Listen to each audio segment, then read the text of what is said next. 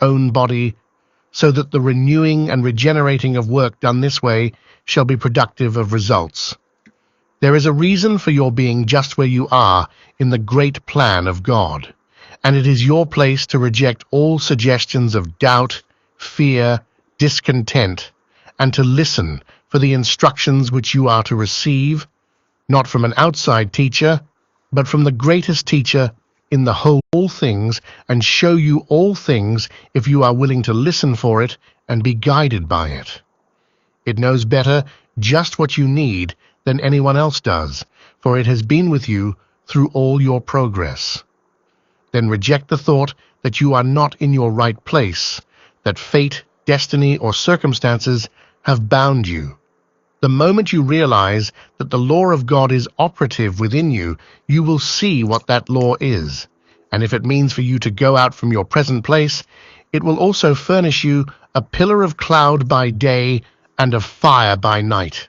And there will be no need of taking thought for the journey, for everything will be supplied. Can you believe this? Can you have faith enough to turn within and declare your oneness with God and see it work out in perfect harmony in your life?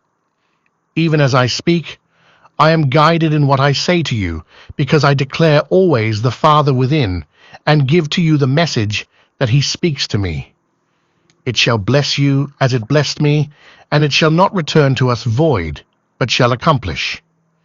It is God that worketh in you. Please note the location, in you, and then cooperate with him and do his bidding. The real work that you have to perform is to express God. That is the reason you are here. You are to express God, and now you will understand why you should search the Scriptures and know why, for in them ye think ye have life. As a man thinketh in his heart, so is he. The place this message finds you is the place you have created for yourself, either by right or wrong thinking, and you can change it by consulting the still small voice, for in the twinkling of an eye shall all be changed. I wish, said Sarik, that Adana could have heard your talk this morning, Abdullah.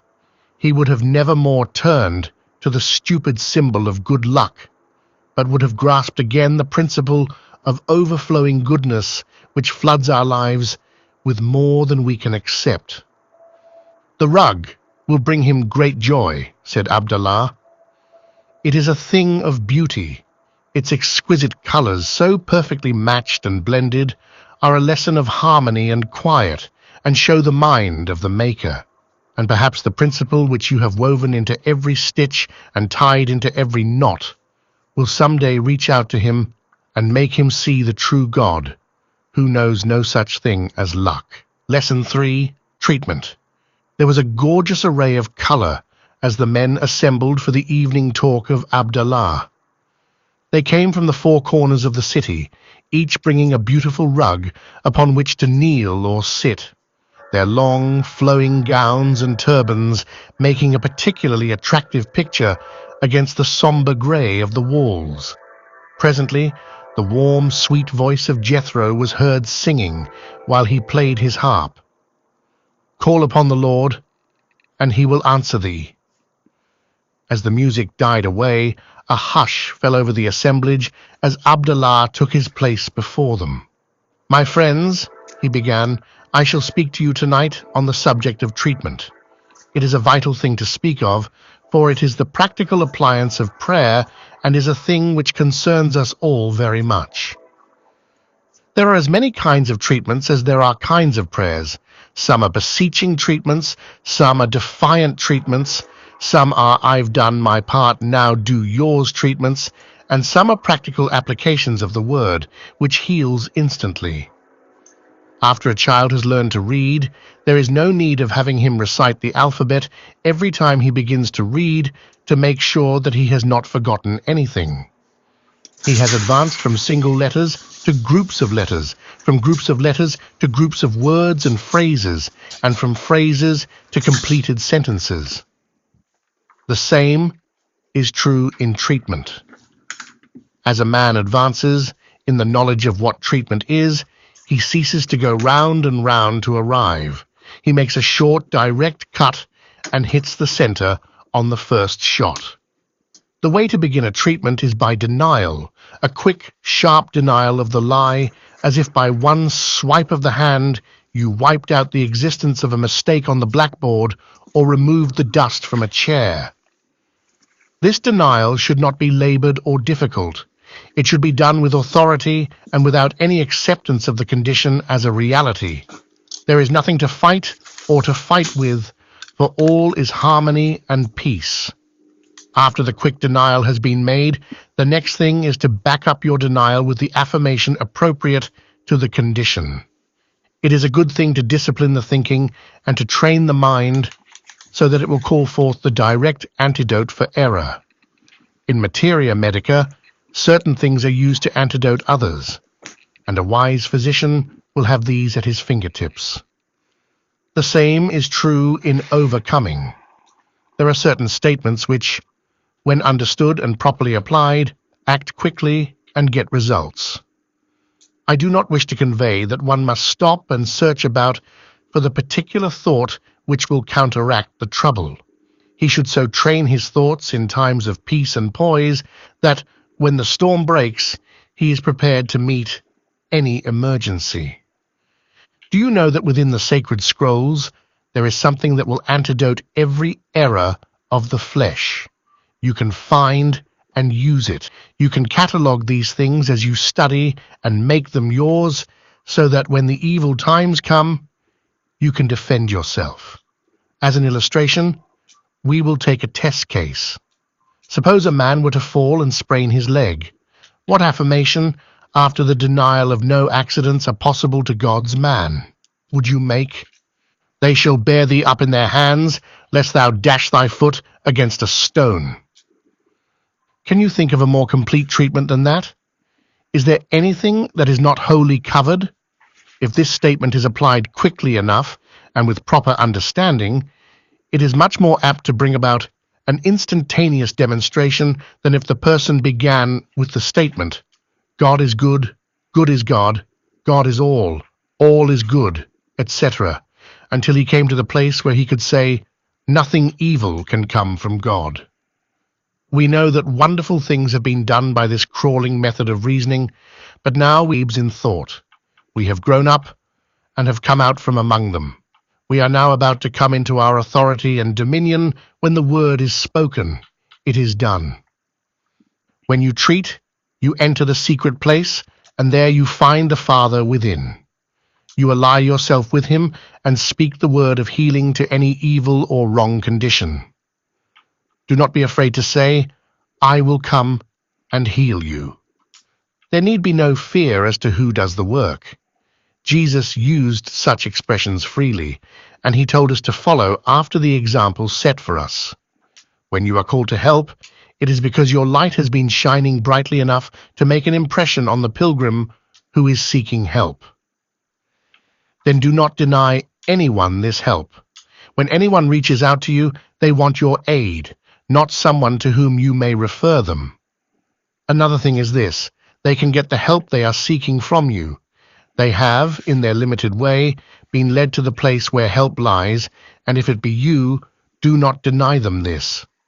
Else, if you deny me, I will also deny you. Remember that, in serving the least of these, ye have also served me. As we go further into the promised land, we see that every thought, either good or bad, bears fruit of some sort. Every idle word shall be given account of, and we begin to guard our thought and action as we would the pearl of great price. And well we should, for this guarding saves us endless work later on. Do you know that it is the material senses that close the doors between you and God, and that gratitude is the flood tide of love which forces them open? The grateful mind has little to overcome, for it makes little of the material problem. There is a very complete sense of happiness when we realize that God is working out his holy purpose in you, and that we are the consciousness of him, here wholly to express him.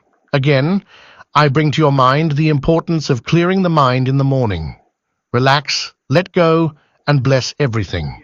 It has been said, and truthfully too, that the man who can keep his mind sweet until 10 in the morning will meet no further obstacles during the day. This I believe, for during that time you have so fortified yourself that there is no possible chance for error to become real to you. When I awake, I am still with thee. When I awaken from the dream of the unreality of material thinking, I find that thou art there.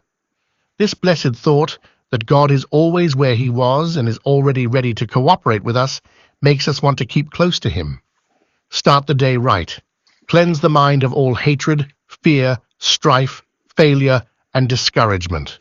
You have before you a new, perfect chance. There is nothing that can mar it but your wrong thinking. In schools, we learn that the two laws generally primary to man are these: the law of self-preservation and the law of self-interest.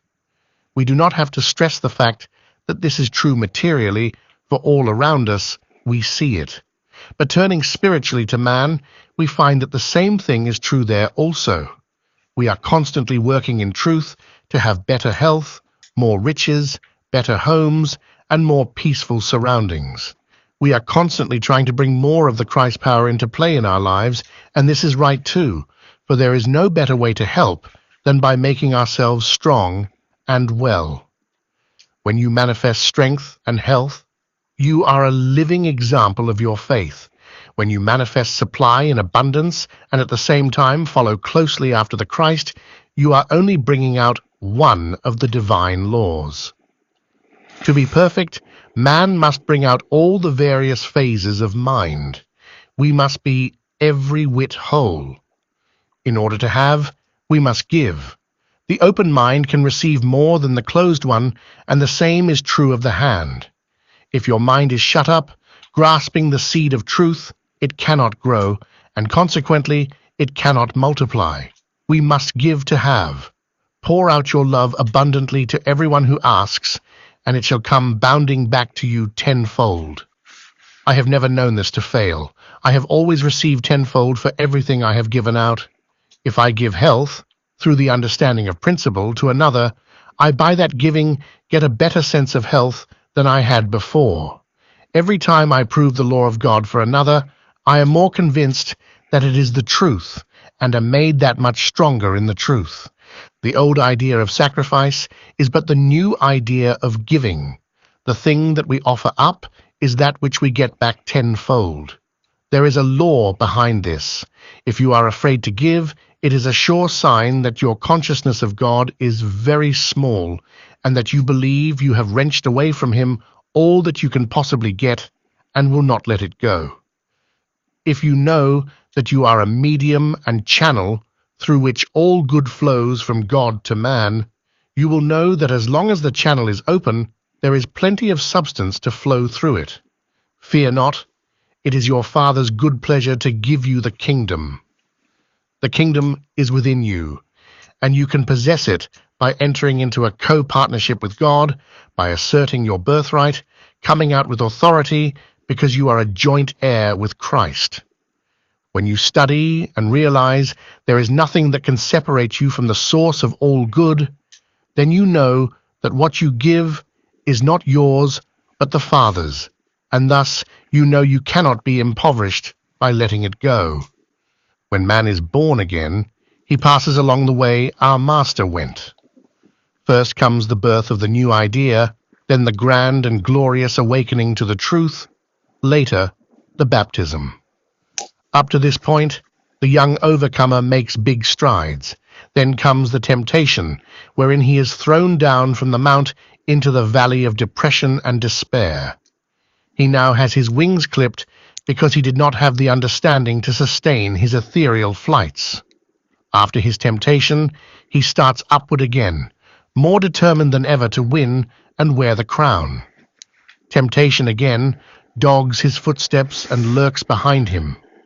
But now he has the goal before him, instead of the infinite steps leading thereto. As he goes on from understanding to wisdom, he comes to the crucifixion, where the belief in flesh must be crucified or crossed out. This is the agony of Mount Calvary, where the whole world is against the pilgrim, and he is forsaken by all to work out of creation in matter. After this ordeal has been met, and man is regenerated and renewed, he has his resurrection from the grave, where material thinking has consigned him.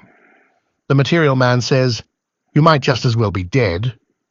But the spiritual man realizes that true happiness and glory are only possible when the material thought of creation is entirely stamped out and destroyed in his consciousness.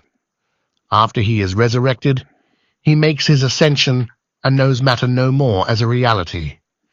As you work in truth, you will realize that the spiritual man is so much greater than the poor material concept you have had with you for so long that you could not recognize any likeness whatsoever.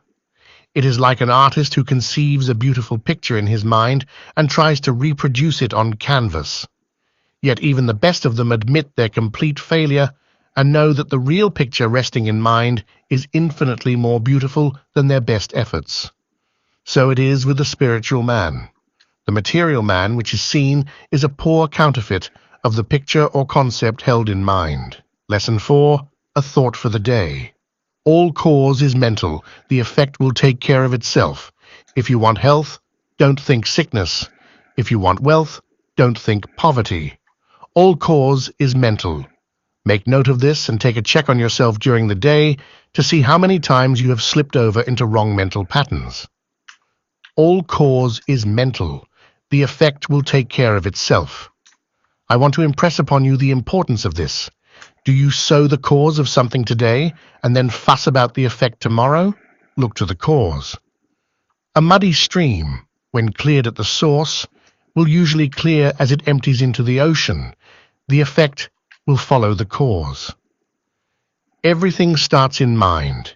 If you don't believe this, just check over the things you possess, your health, your wealth, your happiness, and see how many of them are not traceable to some beginning thought. All cause is mental. The effect will take care of itself. Remember the commandment, do not kill. Hatred kills. How many times a day do you kill something by hatred? Hatred is also a burning, scorching fire which consumes only the place of its origin. Love, the opposite of hate, is life. Love engenders hope and life.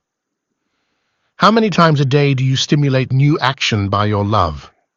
Love is also a healing oil which soothes, calms, and brings peace to the suffering heart. It is the direct antidote to hate. I am the temple of the living God. Thought along this line will rebuild and renew the broken and fallen body, will cleanse, purify, and strengthen the abiding place of spirit. How often do you enter your temple and drive out the money changers, evil thoughts, and those who sell doves, deceptive concessions to matter? Make a practice of entering each morning for prayer. He that seeth in secret shall reward thee openly. Man doth not live by bread alone, but by every word that proceedeth out of the mouth of God. Did you ever try to meditate upon this before you sit down to dinner? If not, try it and see what happens. I can do all things through Christ which strengtheneth me. What do you want to do? The next time you decide to take a new step, meditate upon this truth, then find out where the Christ is. Lo, I am with you always. I, if I be lifted up, will draw all men unto me. If you lift your thought to a oneness with the Christ within, you will not only attain what you wish, but will actually draw it to you. You will become a magnet for good, and only for good. It is worth serious contemplation, this connection or contact with the Christ within. Try it. Do you realize that you are daily showing to the world what you